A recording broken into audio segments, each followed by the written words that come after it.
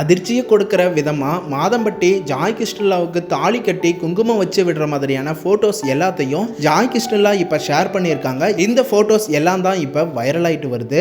Joy கிருஷ்ணலாவை Madhampatti avoid பண்ணுறாரு அப்படிங்கிறதுனால Joy கிருஷ்ணலா ஒவ்வொரு ஆதாரத்தையும் இப்போ உறுதிப்படுத்தி வெளிக்காட்டிட்டு வராங்க.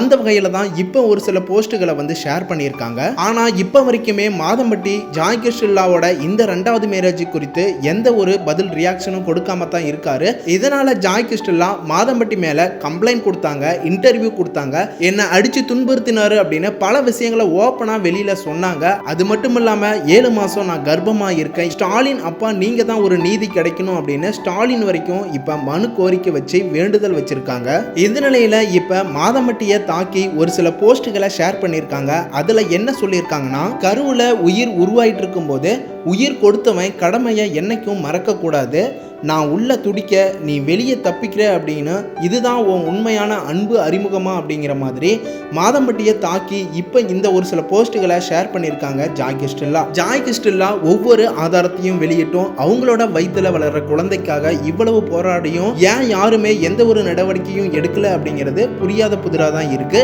நீங்க என்ன நினைக்கிறீங்கன்னு கமெண்ட் பண்ணுங்க. அடுத்த அப்டேட்ஸுக்கு சேனலை சப்ஸ்கிரைப் பண்ணிக்கோங்க, பெல் ஐக்கனை கிளிக் பண்ணிக்கோங்க.